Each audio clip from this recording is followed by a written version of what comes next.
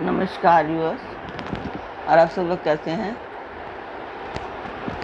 आशा करती हूँ आप सब लोग अच्छे होंगे, स्वस्थ होंगे और मेरा शिव पुराण का पाठ अवश्य देखते होंगे। तो आज हम जान लेते हैं सबसे पहले कि हमने कल तक कहाँ तक जाना था।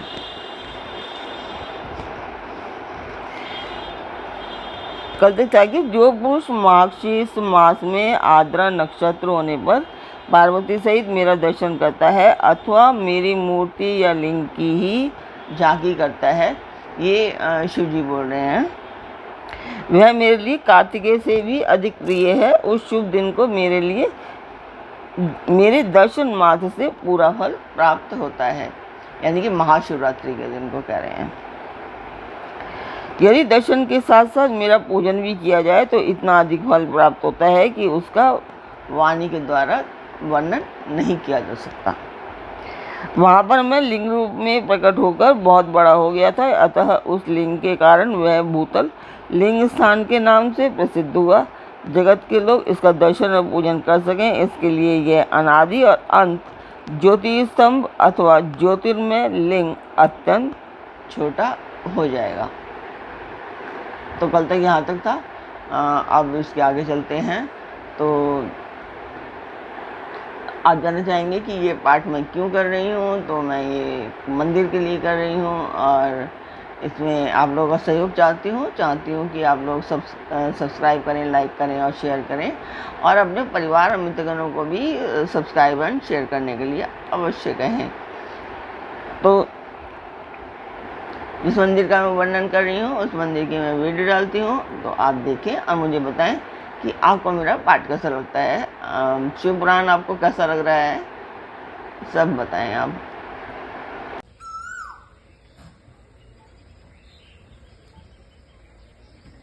तो मंदिर की वीडियो आपने देखी, आपको मेरा पाठ कैसा लगा मुझे बताएं। और जो लोग मैसेज कर रहे हैं, कमेंट कर रहे हैं, उन लोगों को मैं थैंक्स करना चाहती हूँ। मुझे बहुत अच्छा लगता है जो लोग कमेंट करते हैं, और जिन लोगों ने सब्सक्राइब किया है उनको मैं थैंक्स करना चाहूँगी, और जिन लोगों ने सब्सक्राइब नहीं किया है वो लोग सब्सक्राइब कीजिए। तो अब हम चलते हैं आज के पाठ पर। स्वागत करती हूँ मैं आप सभी का अपने इस कार्यक्रम शिव पुराण के छोटे से पाठ में।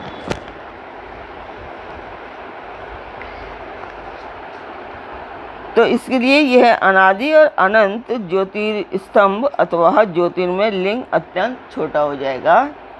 यह लिंग सब प्रकार के भोग सुलभ कराने वाला तथा भोग और मोक्ष का एकमात्र साधन है।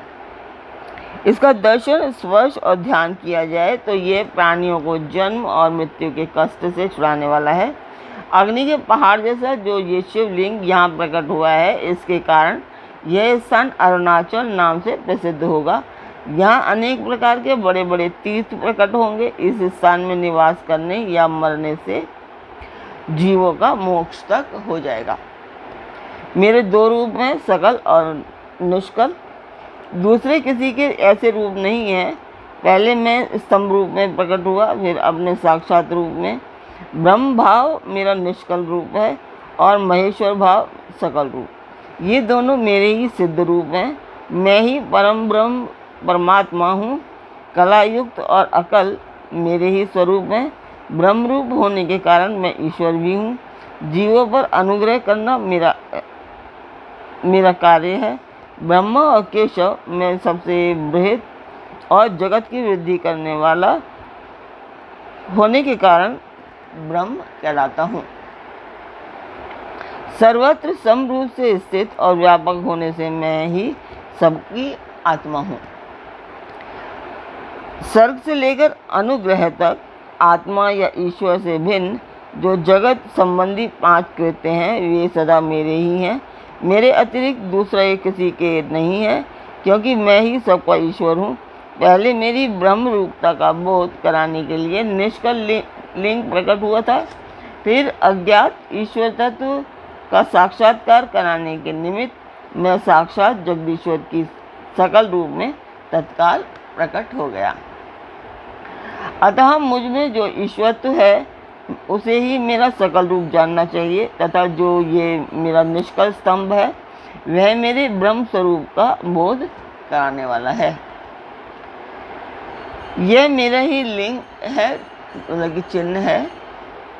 तुम दोनों प्रतिदिन यहाँ रहकर इसका पूजन करो। यह मेरा ही स्वरूप है और मेरे सामीप्य की प्राप्ति कराने वाला है।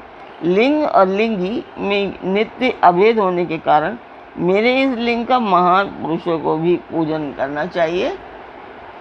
मेरे एक लिंग की स्थापना करने का यह फल बताया गया है कि उपासक को मेरी समानता की प्राप्ति हो जाती है। यदि एक के बाद दूसरे शिव लिंग की स्थापना कर दी गई तब तो उपासक को फलस्वरूप मेरे साथ एकत्व सायुज्य मोक्ष रूप फल प्राप्त होता है। प्रधानतया शिवलिंग की ही स्थापना करनी चाहिए। मूर्ति की स्थापना उसकी अपेक्षा गौण कर्म है। शिवलिंग के अभाव में सब ओर से सवेर मूर्ति युक्त होने पर भी वह स्थान क्षेत्र नहीं कहलाता। तो अब चलते हैं 5 कृत्यों का प्रतिपादन। प्रणव एवं पंचाक्षर मंत्र की महत्ता, ब्रह्मा विष्णु के द्वारा भगवान शिव की स्तुति तथा उनका अंतर्ध्यान होना, ये जानेंगे हम। ब्रह्मा विष्णु ने पूछा, प्रभु सृष्टि आदि 5 कृत्यों के लक्षण क्या हैं? यह हम दोनों को बताइए। भगवान शिव बोले, मेरे कर्तव्य को समझना अत्यंत गहन है, तथापि मैं कृपा पूर्वक तुम्हें उनके विषय में बता रहा हूँ। ब्रह्म और अच्युत, सृष्टि, पालन, संहार, तिरोभाव और अनुग्रह, ये 5 ही मेरे जगत संबंधी कार्य हैं जो नित्य सिद्ध हैं। संसार की रचना का जो आरंभ है उसी को सर्ग या सृष्टि कहते हैं। मुझसे पालित होकर सृष्टि का सुस्थिर रूप से रहना ही उसकी स्थिति है। उसका विनाश ही संहार है। प्राणों के उत्क्रम को तिरोभाव कहते हैं। इन सब से छुटकारा मिल जाना ही मेरा अनुग्रह है। इस प्रकार मेरे 5 कृत्य हैं। सृष्टि आदि जो 4 कृत्य हैं वे संसार का विस्तार करने वाले हैं। 5वां कृत्य अनुग्रह मोक्ष का हेतु है। वह सदा मुझ में ही अचल भाव से स्थिर रहता है। मेरे भक्तजन इन 5 कृत्यों को 5 भूतों में देखते हैं। सृष्टि भूतल में, स्थिति जल में, संहार अग्नि में, तिरोभाव वायु में और अनुग्रह आकाश में स्थित है। पृथ्वी से सबकी सृष्टि होती है, जल से सबकी वृद्धि एवं जीवन रक्षा होती है, आग सबको जला देती है, वायु सबको एक स्थान से दूसरे स्थान की ओर ले जाती है और आकाश सबको अनुग्रहित करता है। विद्वान पुरुषों को यह विषय इसी रूप में जानना चाहिए। इन 5 कृत्यों का भार वहन करने के लिए ही मेरे 5 मुख हैं। 4 दिशाओं में 4 मुख हैं और इनके बीच में 5वां मुख है। पुत्रों, तुम दोनों ने तपस्या करके प्रसन्न हुए मुझ परमेश्वर से सृष्टि और स्थिति नामक 2 कृत्य प्राप्त किए हैं। ये दोनों तुम्हें बहुत प्रिय हैं। इसी प्रकार मेरी विभूति स्वरूप रुद्र और महेश्वर में 2 अन्य उत्तम कृत्य संहार और तिरोभाव मुझसे प्राप्त किए हैं, परंतु अनुग्रह नामक कृत्य दूसरा कोई नहीं पा सकता। रुद्र और महेश्वर अपने कर्म को भूले नहीं हैं, इसलिए मैंने उनके लिए अपनी समानता प्रदान की है। वे रूप, वेश, कृत्य, वाहन, आसन और आयुध आदि में मेरे समान ही हैं। मैंने पूर्व काल में अपने स्वरूपभूत मंत्र का उपदेश दिया है जो ओंकार के रूप में प्रसिद्ध है। वह महामंगलकारी मंत्र है। सबसे पहले मेरे मुख से ओंकार प्रकट हुआ जो मेरे स्वरूप का बोध कराने वाला है।